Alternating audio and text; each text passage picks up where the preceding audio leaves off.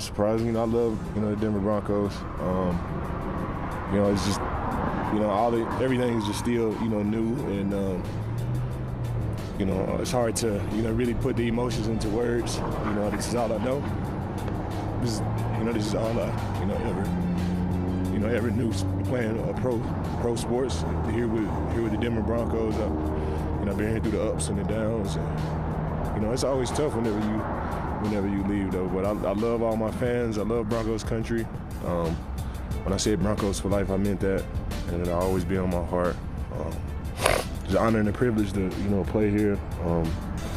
John Elway picked me, and it's life-changing. Ever since then, being able to play with Peyton Manning, DeMarcus Ware, Champ Bailey, Brian Dawkins, Tim Tebow, all of these guys, man, and it's an honor and a privilege. And it's still kind of hard to put it in words. It's still kind of raw, but I thank you, thank everybody, and off to LA. I did a double take when I saw that last night and he mentioned Tim Tebow, but he was a rookie. Von Miller, in his first year during Tebow Mania, that would have an impact, and this trade has an impact. Von Miller gone. The Broncos get the Rams' second-round and third-round pick in 2022. The Rams don't have a first-round pick in 2022. You can just say the Rams don't have a first-round pick and insert any year you want at this point. This is what the Rams do. Right? They trade their lottery tickets. Instead of scratching them off and then having developed those players, they trade them for proven commodities. Yeah. That's their thing. That's what they do. Now they get a guy. Now that's a lot to give up, though, for a guy in the last year of his contract who's 32. The other side of this is there's $9.7 million remaining in salary this year for Von Miller. The Broncos are paying $9 million of it, so they're buying those two picks for $9 million and surrendering the presence of Von Miller. Chris. So a surprise. And I think this one was in the works for a while because in hindsight, remember they were giving us this weird impression they were buyers last week when they trade for defensive end Stephen Weatherly. They trade for Rams linebacker Kenny Young, and it felt like the Rams didn't get enough for him. I think they were bolstering in advance. Instead of trading Von Miller yesterday and then scrambling to backfill afterward when you're desperate, go ahead and make those moves ahead of time, get those guys, and then do the Von Miller trade after that. So I think that's the explanation. They weren't being buyers. They were just trying to replace what happens to their defense without Von Miller. Yeah, no, I think you're probably right when you look at least look back at it. But I mean, I'm first off, I guess second and third round pick. First thing I was with you. Wow, that's pretty expensive for a guy like Von Miller at this point of his career. The second thing I thought of, well, they must think that maybe they can sign him back after the year for some sort of, deal that makes sense for them. I mean, to me, the Rams aren't stupid. I just have a hard time thinking they're going to be a second and third round pick for like 9 games, right? That's what it's going to equal out to be. I just can't imagine that big. So we've seen teams throw away a second-round pick for Mohamed Sanu, Emmanuel Sanders. Your 49ers gave up a third-round pick for half a season with him. It's not unprecedented. No, I know. It's not unprecedented. It's not. And I mean, I guess, when the final prize is the Super Bowl, maybe they don't care. That's the cool thing about the Rams. I mean, again, I think you kind of said it right. They're about proven commodities. They've kind of said the hell with the draft, and I think they trust their draft and their ability to draft mid-level, mid-round players and have an eye to go, well, yeah, look at our team. We got all guys in 4th and 5th round who play and contribute. So there's obviously confidence there, but man, this puts them, to me, a little bit in another stratosphere. Their defense has been playing a lot better the last few weeks. They've definitely gotten things straightened out, and now you have another presence on the other side of the field from Leonard Floyd and Aaron Donald. I just look at that and just go, wow, it's a game-changing move. A game-changing move that is going to cause problems, and they got a lot of talent and speed on that defense. And now you got to worry about not only the creativity and stuff they do, but how you're going to block 3 guys who can win 3 one-on-one matchups, more times than they don't. And that's what's really going to help the Rams out. It's been a few years, but I vividly recall Von Miller complaining about all the extra attention he got during the prime of his career. He'd get hit by 3 different guys on his way to the quarterback, and That's not going to happen now because the guy in the middle is the one who's getting hit by three different guys. So he is going to have a freer path. And we know how important it is to have your pass rush ready to go when it's time to hit the postseason. We get reminded of it every few years with a great defensive performance, specifically a great performance up front, whether it was Von Miller's Broncos in Super Bowl 50 against the Panthers or the Buccaneers last year against the Kansas City Chiefs. If you have that pass rush that can get home consistently in a big game like that, you're going to win that game. I think, to me, Mike, I think you're dead on. I think that's why they make the move. And again, it's why I like the Rams. They kind of look at the year and go, wait, we need this. Okay, wait, if we want to get where we want to go, we need this because it's going to help us beat these teams who are orchestrated like that. And let me figure it out. How could they not be looking within the own conference right now and going, wait, if we're going to beat the Bucs, the Cowboys, and let's say the Cardinals and throw them in the mix, with just that weaponry, I'm using these teams. I know Green Bay is one of the top teams too. I get it, but they don't have the weaponry that the teams I just mentioned there. I think they got to look at that and go, if we expect to win a playoff football game against them, we got to be able to get to the quarterback with 4, like you're saying. We're not going to be able to match up across the board against all these weapons man-to-man. We're going to have to do creative things on the back end. And now you got guys like Leonard Floyd and Von Miller who, can come off the edge and rush the passer with the best of them, but are also going to be great little pieces. And like the Raheem Morris has these great blitz, and 2 guys come this way, 2 guys drop that way and play coverage to where, it's going to help their scheme out because Miller can drop back into pass coverage as good as any outside linebacker in football. He's still a really good all-around football player. And you add him with Leonard Floyd and, like you said, Aaron Donald in the middle of that whole thing there. They're going to be tough. They're going to be tough, and we already know they already are tough and arguably the best team in football. Here's Rams coach Sean McVay talking about the Von Miller trade and the team's propensity to ship their draft picks to other cities.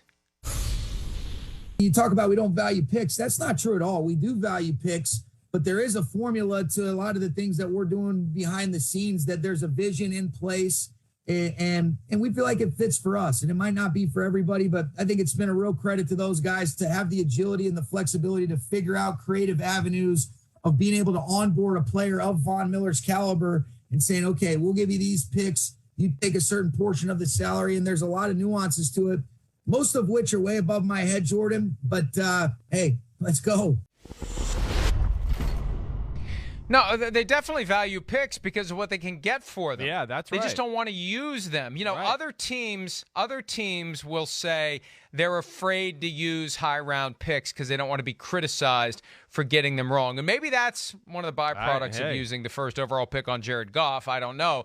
But their peers look at them and say they're afraid to use those picks because they are not sufficiently confident that they're going to go out and consistently get the right players. The response to that is nobody is confident they're going to consistently get the right players. Look at the bust rate in round 1. Yeah, right. And you know what I can tell you is those picks, right? Like let's go back at those picks. Jalen Ramsey's doing really good on the football field. Oh, he's working out. Oh, Matthew Stafford, it's working out on the football field right now, let alone for years to come.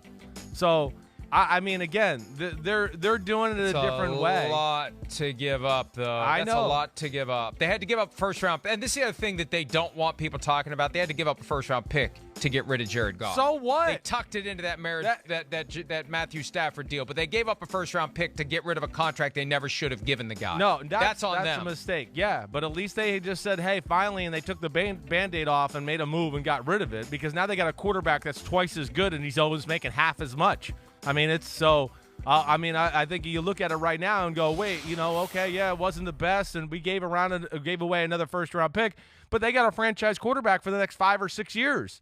And I think that's where, again, maybe they're ahead of the curve with this a little bit. Maybe they're going to do a different approach where they look at the league like we were talking about a little bit ago, going, it's so equal. It's so equal. We have a good coach.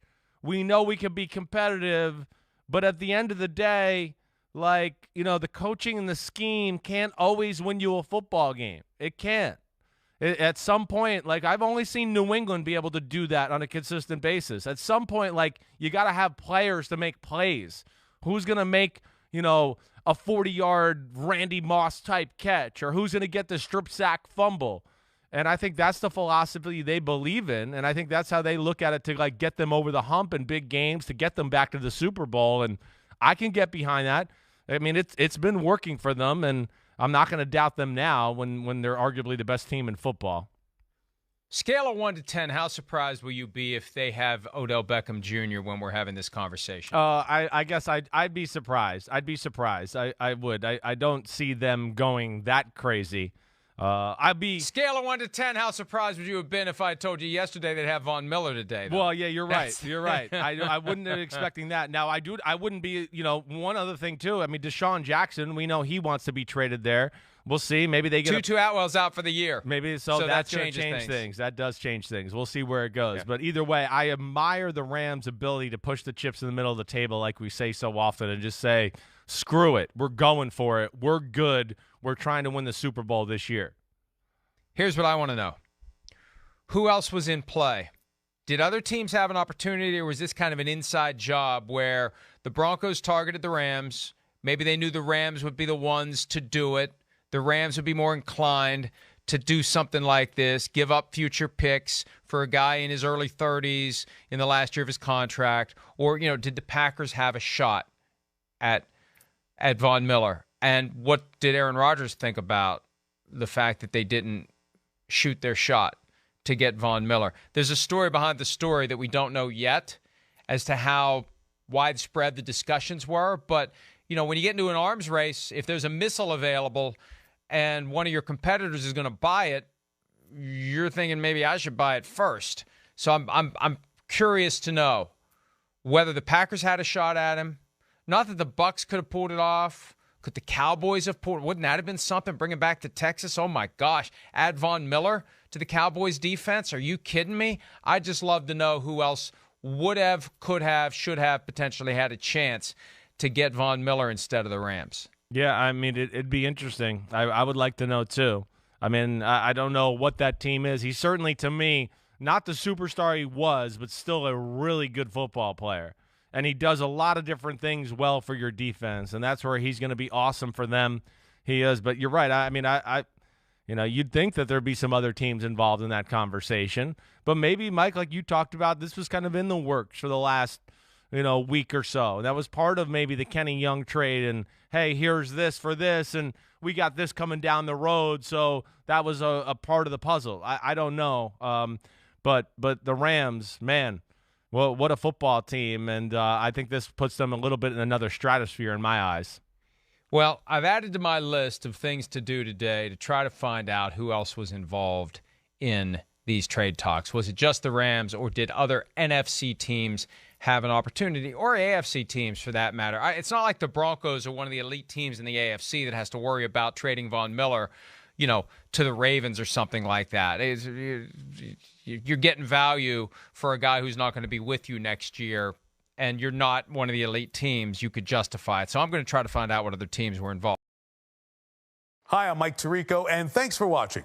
Make sure to hit subscribe for the latest news and highlights from NBC Sports.